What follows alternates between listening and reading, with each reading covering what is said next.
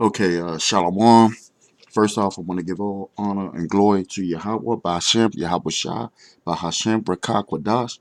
I want to give double honors to the apostles and elders at Great Millstone, and a peace and a salute to the brothers just doing the work and teaching the correct doctrine, and on the highways and byways, pushing this work to reach the hopefully elect.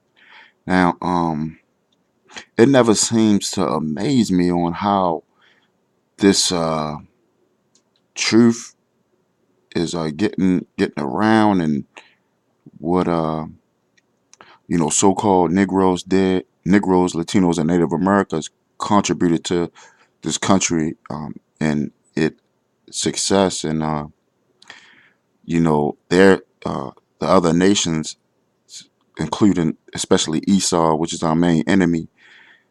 Their upbringing, their victory is our loss. Their kingdom is our hell, and every day this man is being revealed, or should I say, every day, history, the real history, is being revealed, and nothing can be hidden um, anymore. It's like the truth is just coming out everywhere, and I'm just finding out that a so-called black man taught Jack Daniels, the whiskey that I used to drink every day, taught Jack Daniels how to make whiskey. And some people say Jake is not the former of all things. If you teach somebody how to, here it is, Jack Daniels, one of the most one of the most well-known drinks in the world. I was gonna say the United States, but in the world, and that's the one of the number one drinks. And here it is, a black man, so-called black man, taught the guy that's promoting like he started it, how to make it. So if you teach somebody how to do something, then evidently you had it first. You know, that's like me. That's like somebody teaching me something like, yeah, yeah, I put my name on it. Oh yeah, but I know how to do it before him? No, he taught me. I just put my name on it. So this the truth is coming out about a slave named Nathan. Uh, Hold on.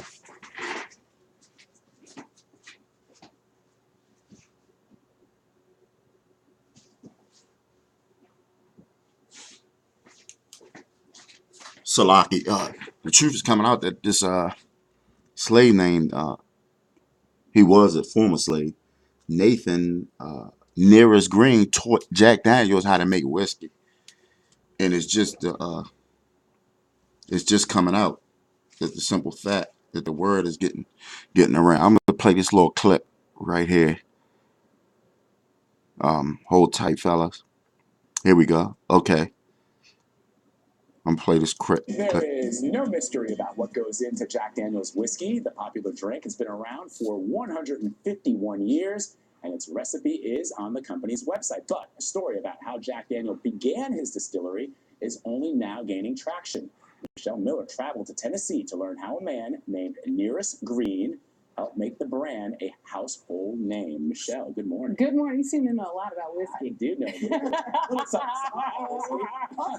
Well, good morning. Well, some of the first clues about Nearest Green were in Jack Daniel's official biography, published back in 1967. Green was mentioned in this book about 50 times. Then his name seemed to disappear until one woman helped discover the truth at the heart of how Jack Daniel came to make whiskey. It's important to set the record straight because anyone who accomplished something like Nearest did should be honored. What Nearest Green, a slave, did was teach Jack Daniel how to make whiskey. It was on the cover of the New York Times International Edition. It was possible that an African American was behind Jack Daniel, and it's never been spoken about until now. For author Fawn Weaver, So-called African American. He was an Israelite, most likely from the tribe of Judah, Benjamin, or Levi, or he could have been a northern tribe. But he was an Israelite. We are the Israelites, blacks, Hispanics, and Native Americans from your specific tribe. You know, because we got have a lot of uh, this America is real colorism, based off of colorism, real prejudice, and we got a lot of so-called people that look like Negroes. That's really Northern tribe. For you know, you got a lot of because they just all Esau just pushes everybody in a one category. But you know, through history, we was you know, distorted and separated and scattered. You know, as the scriptures say. You know, but you got a lot of Israelites that pass for Negroes, but they're Gadites and Reubenites. You know, and Ephraimites. You know, but and you got and vice versa. You got a lot of people that pass for Gadites is really Judites. But let's carry on with this. Finding the proof of Green's legacy has become a passion bordering on obsession. This is my research room. Over the past year, Weavers collected a library of documents, letters, and pictures, hoping to parse the truth from folklore. Finally, one of the elders in the community, and she says, well, you know, his name wasn't really Nearest. Well, his name was Nathan, and he's from Maryland. The oldest letter here is from 1898. After digging, That's right up in my state, Baltimore. You know, Baltimore, Maryland. So he's right from Maryland. You know. So hey, Esau, the truth is being revealed day by day. A black man created Jack Daniels.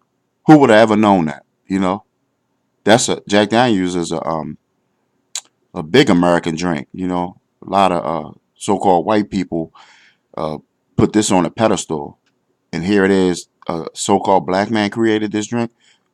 Who would ever known that? for over 2,500 hours and speaking to more than 100 relatives, it started to come together. I got so excited. Debbie Staples, a great-granddaughter of Green's, had heard the tales of whiskey from her grandmother. I knew she had no reason to make up a story like that. In the late 1850s, And see how America is? These people look dirt poor, his descendants. They should be rich, filthy rich. You know how much money Jack Daniel generate the company a year? That's $1 billion company right there. And they probably generate 150 years. It's been around for 150 years. So that company you already know it generated trillions of dollars. You know? But that's prophecy. That's prophecy. What's that scripture? We will build vines and not eat from it. Yeah. But let's carry on with the. And another note. This was 150 years ago. The slave, Nathan, Mr. Nathan. What was his name? Nathan Green. He's been back maybe about a couple times through the act of reincarnation, life cycle. He's back. He's back now.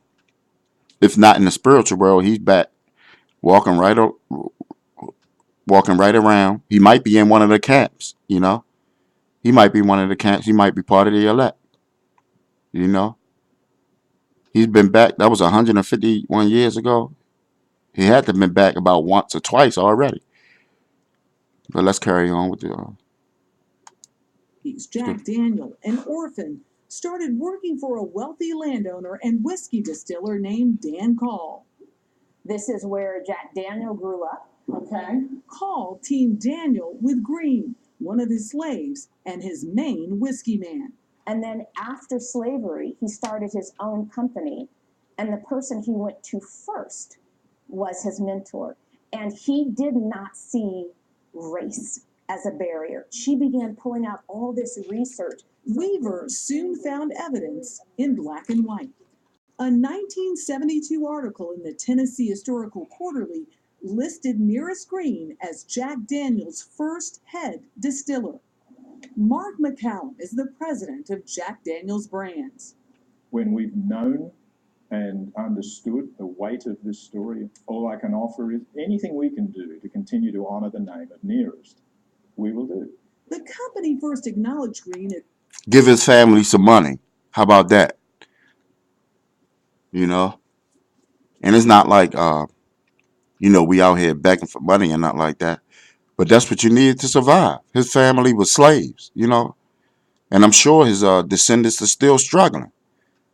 But none of his family benefited from that, you know. This will be the same dude. I don't know this dude personally, so I can't speak on it. But speaking on Esau's wickedness, here these devils that know something and won't even give the family $1, But let's carry on. Jack Daniels' mentor last year. There was an enormous amount of blowback. Such as? It ranged from some very positive commentary on the story to some very vitriolic. It was a very tense time in America as well. Then we were into that month or two leading up to the US presidential election. But I thought the last thing that America needed at that time was for Jack Daniel to come out again after all this commentary and raise up this story again. People had been saying this for a very long time, but there was not one shred of proof. And so if you have a story that will be controversial, because most people don't listen to the whole story. What do they hear? Immediately, Jack Daniel had slaves. By all accounts, he did not. It is believed that Daniel opened his distillery in 1866, a year after the 13th Amendment abolished slavery. And working with Daniel helped to make Green and his children wealthier than many of their white neighbors. These are our master distillers. Today, Green is mentioned in tours of the distillery. That's Jack Daniel himself, and this is his crew back in the early 1900s. There's no known photograph of Nearest Green, but this is his son George, sitting right next to Jack Daniel, at a time when black employees were often relegated to the back. 3 living Green descendants still work at the distillery, including Staples. It means a lot to me to know that now the world will know. Our country is divided. I know there's a... She don't look wealthy right there, But I could be wrong, She could have a fat ass bank account, I mean, I don't know, the details. I'm just going off by the surface and going off of how wicked Esau is. But everything is coming to light. Everything is coming to light, A lot of hate going, but to be in the South and to have a relationship with someone that you would think that would never happen. Despite the deep racial divides of the American South in the 19th century, an improbable friendship brewed, one at the heart of a quintessentially American brand. For me, this project ends when I can go anywhere around the world and say Nearest Green, and people know who he is. I have never lived in this type of climate of race. And when I look at this story, this is the one story that's given me hope through everything else. Let's get a scripture, brothers. Where is that at?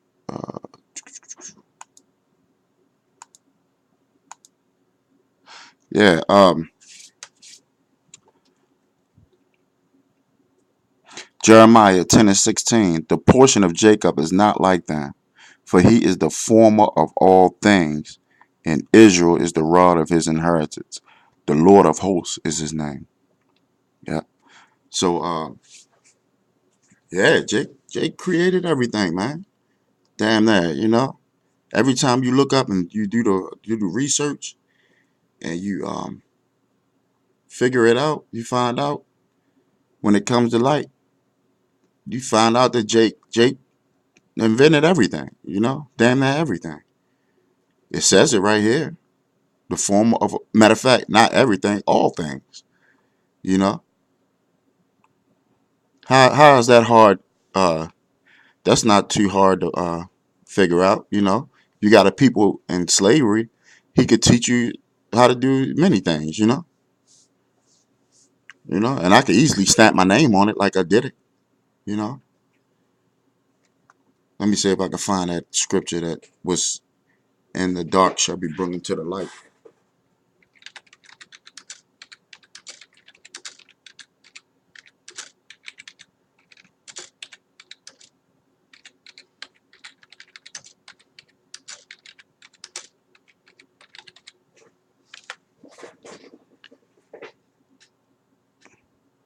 Yep.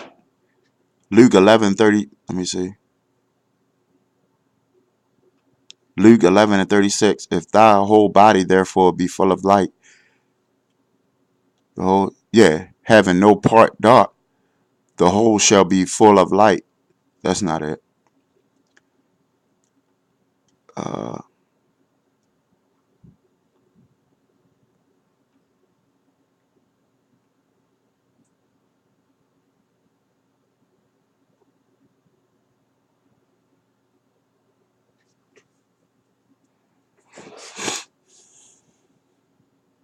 yeah.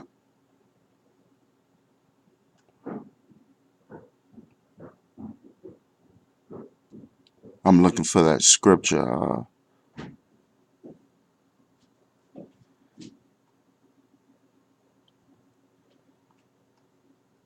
I can't seem to find it, brothers, but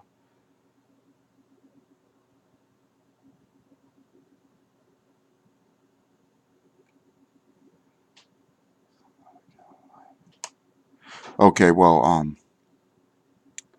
anyway, what's in the dark shall be brought to the light.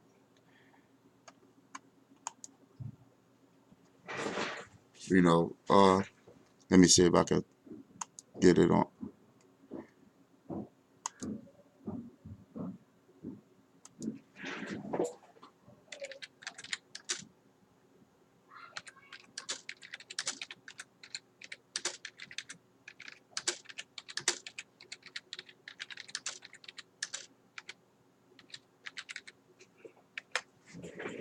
And I'm gonna close it out on that.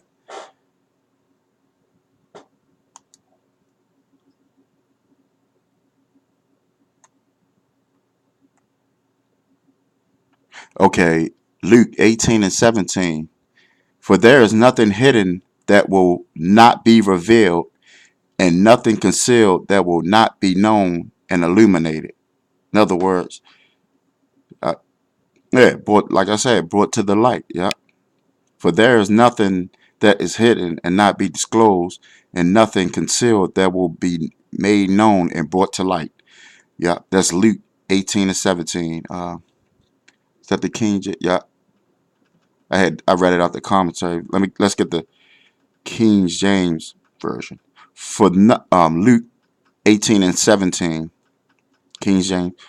For nothing is secret that shall not be manifest, neither anything hid that shall not be known and come abroad. So that's all I got, brothers. I hope this was edifying. Till again, I'll say shalom.